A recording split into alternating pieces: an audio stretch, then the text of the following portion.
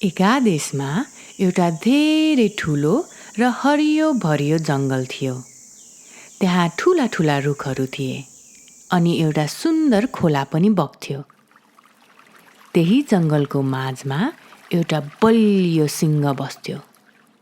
सबै जनावरहरू उसलाई जङ्गलको राजा भन्थे। सिंह एकदम ठुलो बलियो थियो अनि उसको केश धेरै सुन्दर पनि थियो। एक दिन जब घाम राम्ररी लाग्यो, सिंह जङ्गलको खोला किनारामा आराम गर्न गयो।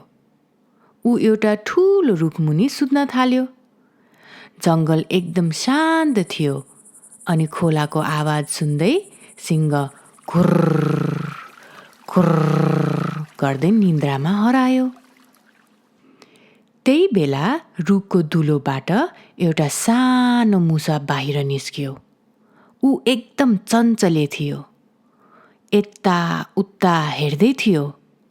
आहा, कति राम्रो घाम लागेको भन्दै ऊ उफ्रिँदै कुद्न थाल्यो। खेल्दा खेल्दै मुसोले थाहा पाएन ऊ के कहाँ पुग्यो भनेर।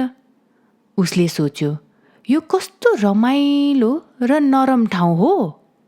ऊ त सिंहको केशमाथि चढ्न थालेछ। उसले सिंहको कान छोयो, नाकमाथि स्लाइड गर्यो अनि उसको ठुलो पुच्छरमा स्विङ खेल्न थाल्यो। मुसा उफ्रिँदै उफ्रिँदै धेरै रमाइलो गरिरहेको थियो। अचानक सिंह निन्द्राबाट बिउज्यो। उसले आफ्नो ठुलो आँखा खोल्यो। जङ्गलको राजालाई धेरै रिस उठ्यो। को हो यो? कसले मेरो निन्द्रा बिगार्यो? मेरो जङ्गलमा मलाई दुःख दिने को हो यो? सिंहले आफ्नो ठुलो पन्जा हावामा उठायो अनि झ्याप्पै मुसालाई समात्यो। मुसा थर्र काम्न थाल्यो। ओ, तिमी हो यो सानो मुसा? तिमीलाई थाहा छैन म कति शक्तिशाली छु? अब म तिमीलाई एकैचोटिमा खाइदिन्छु। हजुर, माफ पाऊँ सरकार, मलाई नखाइदिनुहोस्। म धेरै सानो छु। मलाई एकपटकलाई छोडिदिनुहोस्। के थाहा, भोलि हजुरलाई कुनै आपत पर्यो भने यो सानो मुसा हजुरको काम आउन सक्छ कि? सिंह ठुलो स्वरले हाँस्न थाल्यो। उसको हाँसोले पुरा जङ्गल थर्कियो। हा हा हा हा हा हा! तिमी जस्तो सानो र कमजोर मुसाले मेरो मद्दत गर्छौ? तिमी त कति सानो छौ। जाऊ यहाँबाट छिटो भाग। तिमीलाई खानुभन्दा त मलाई हाँस उठिरहेछ। सिंहले आफ्नो पन्जा खोल्यो अनि मुसा फुर्र गर्दै आफ्नो दुलोभित्र भाग्यो। त्यो जङ्गलमा सिकारीहरू धेरै चलाक थिए।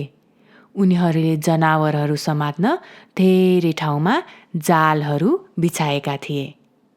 एक दिन सिकारीहरूले सिंहलाई समात्न एउटा ठुलो र बलियो जाल राख्न तयार गर्यो। सिंह घुम्दै घुम्दै त्यही रुखमुनि पुग्यो। एक्कासी स्वाट्ट सिंह जालमा फस्यो। त्यो ठुलो आवाज सुनेर सानो मुसा झस्कियो। उसले सिंहको त्यो कराएको आवाज अनि छटपटिएको थाहा पाइहाल्यो। उसले के भएछ भनेर हेर्न थाल्यो। मलाई बचाऊ, को छ यहाँ? म फसेँ। यो जाल धेरै बलियो छ, बचाऊ। सिंहले उम्किन धेरै कोसिस गर्यो, तर ऊ झन जालमा फस्यो। जङ्गलको राजा अब फस्यो। सानो मुसाले सिंहको त्यो दुःख लाग्दो आवाज सुन्यो। उसले सम्झ्यो, पहिला सिंहले मलाई माफ गरेर छोडिदिएको थियो। उसले एकछिन पनि सोचेन। सिंहको मद्दत गर्न ऊ एकदम छिटो फुर्र गरी कुद्यो।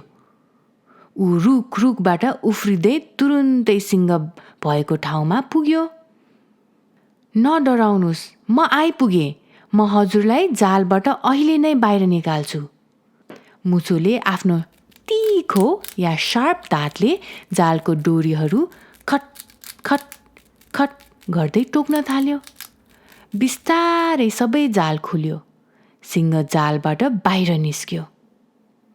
माफ गर सानो साथी, मैले तिमीलाई पहिला सानो सोचेको थिएँ, तर तिमीले आज मलाई ठुलो आपतबाट बचायो।